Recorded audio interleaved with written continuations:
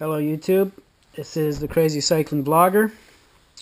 Just going to show you one of my other bikes that I don't think I've ever showed you before. This is my Rocky Mountain Vertex T.O. The T.O. stands for team only, meaning it was their race, their top of the line race model. I forget the exact year of this bike. It's either a 2000 or 2001 model. I had already quit bike racing, so I've never actually raced on this bike. But I worked for a shop at that time, a bike shop, and they decided to close their doors, and they weren't legally required to provide severance for their employees, but for most of the full-time staff that they had there worked there for a number of years. I worked there for a number of years, and this was part of my severance package. They gave me this bike, in 2000, 2001. Top of the line cross-country bike like this sold for $5,000. So they gave me this bike plus a bunch of other sporting goods equipment, which I was quite happy to get because I was quite an active guy at the time. So I've had the bike now for over 10 years, and the original suspension fork, which was top of the line Marzocchi X-Fly 2, I believe it was, eventually gave up the ghost, and I didn't want to repair it, so I bought another mountain bike, and then I turned this bike mostly into kind of an urban assault, a really lightweight, strong, fast bike for riding on the streets.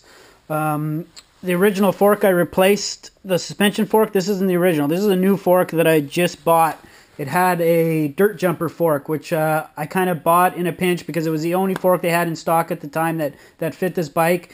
The fork was heavy. It looked good on this fork because it was a big beefy fork. It looked good on this bike aesthetically, but it wasn't doing this bike justice in terms of how light it could be. So just a few days ago, I got the shop I deal with to order this fork. It's a Ritchie Carbon WCS, which is the World Championship Series. So it's their top of the line rigid fork for a mountain bike. I won't tell you how much it costs because the non-cyclists out there will probably choke. But it's at least half the weight of the fork I had on there, if not more. And originally the bike came with a triple crank, a race face, quasi carbon fiber, aluminum combination crank.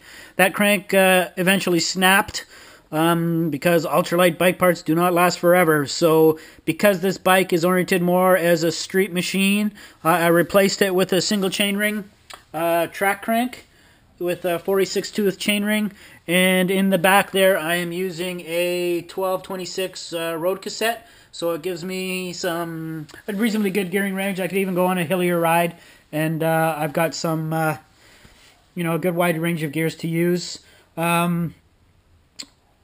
This bike, as you see it here, without the GoPros mounted on it, I was just about to go for a ride, but it just started raining, so I'm not sure if I'm going to be able to go now. As you see it, without the GoPros attached, it's 20.8 pounds, which is quite light for any mountain bike. Without a lot of carbon fiber parts. You're starting to see mountain bikes now even down at 17, 18 pounds, but they're generally all carbon fiber, and they cost like $7,000, $8,000, $9,000 complete. So now I'm kind of curious that I'm so close to getting this thing under 20 pounds. So I made a couple changes. I grabbed the lightest seat that I have, which I had mounted on another bike, mounted it on here. I put some ultralight narrow tubes in here. They just had some standard tubes in it. What else did I do? I had the seat post trimmed a little bit, took 2 inches off the seat post. I'm going to get the bars trimmed down a little bit. I want to see if I can get this bike under 20 pounds, somewhere around 19 and a half, without investing any additional money into it. Because that's light. For a 26-inch bike with mountain bike wheels, mountain bike brakes, doesn't have a suspension fork because it is oriented as a city bike. If I can get this down to under 20 pounds, that would be fantastic. That would make a very light bike. And I was actually just on my way down to the bike shop to weigh it again after these small changes to see how much the weight has been reduced. But right now it's 5 Celsius, which is, if you don't know the metric system, isn't too far off the freezing point, and it's raining, and that combination doesn't make riding much fun.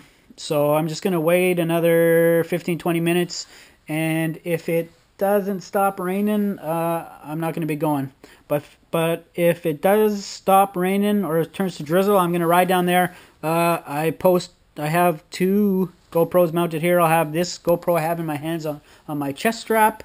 I will take some footage on the way to the shop. It takes about 30 minutes to ride there. And I'll take some footage of me weighing the bike there, because they have a special weigh scale that's actually designed for weighing bikes. So, yeah. Hopefully it stops raining. If not, this is the end of the video. If it does stop raining, then there's going to be more to this video.